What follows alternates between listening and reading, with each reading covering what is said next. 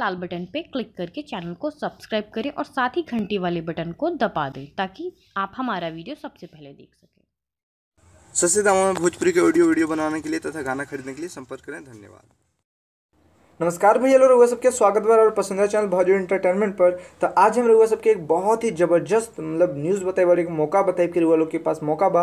अगर रउआ लोग नया सिंगर हैं, रउआ लोग चाहतानी कि अभी तक भोजपुरी में एको गाना नहीं निकाल ले बानी और चाहतानी कि भोजपुरी में गाना निकाली, तो कैसे निकाली आज हम रउआ सबके बताई कि कैसे भोजपुरी के सिंगर बनी, कैसे भोजपुरी में फिल्म में काम करी। तो आज हम रउआ सबके बताए, तो रउआ लोग वीडियो के पूरा देखिए। सबसे पहले रउआ लोग के बता दी कि जो स्क्रीन पर नंबर दियल गया बा, जो नंबर रउआ लोग देख रहा बानी, इ नंबर पर रउआ लोग कॉल कर सकतानी और रउआ लोग ऑडियो वीडियो यानी अपन गाना बनवा सकतानी और साथ में लिरिक्स भी खरीदे के जरूरत बात लिरिक्स भी खरीद सकतानी। ये जो नंबर रउआ लोग देख सकतानी, ई नंबर पर एक बार कॉल करके बात कर ली, पता कर ली कि कैसे गाना निकालल जाला। ई नंबर पर कॉल करके ई नंबर के सहायता से जिनका नंबर बा उ ऑडियो वीडियो बनवावेलन और रउआ लोग जे कंपनी से चाहम उ कंपनी से रिलीज हो जाए, जैसे वीडियो चाहम वैसा वीडियो बन जाए, जैसा MP3 चाहम वैसा MP3 बन जाए।